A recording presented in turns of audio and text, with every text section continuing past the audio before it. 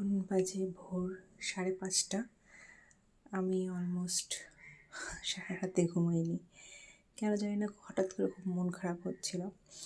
ভিডিওটা আমি এই জন্যই করছি যে এই ভিডিওটা যাতে আমার মেমোরিতে থেকে যায় এবং আমি যাতে আমার সোনাকে কিয়ানকে আমি যাতে এই ভিডিওটা দেখাতে পারি। মোস্ট প্রবাবলি এটাই হচ্ছে আমার লাস্ট ব্রেস্ট মিল্ক, কারণ এখন আমার খুব কমই ব্রেস্ট মিল্ক হচ্ছে। তো আগে যেখানে 10 মিনিটে পাম্প করতে পারতাম, এখন সেখানে আমার 15 থেকে 16 মিনিট 18 মিনিটও লেগে যায় অ্যাট এ টাইম। তো সেই জন্য এখন যেহেতু ব্রেস্ট মিল্কের পরিমাণটা কমে গেছে, তো সেই জন্য এখন সময়টা বেশি লাগে।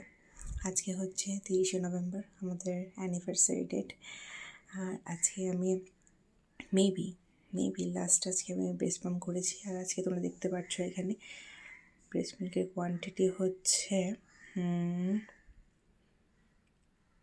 এই যে 110 ml।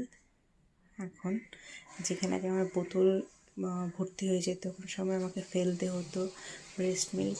তো এটা হচ্ছে একটা ম্যাজিক ড্রিঙ্ক বাচ্চাদের জন্য। এটা মারাই বুঝতে পারবে যে ফিলিংটাকে আমার বলতে গিয়ে আমার গলা ভীষণ ধরে আসছে। কিয়ান ব্রেস্টফিড করেনি, এটা আমার একটা বড় কষ্ট যে ওকে ব্রেস্ট পাম্প করে আমাকে ওকে ব্রেস্ট মিল্ক খাওয়াতে হয়েছে।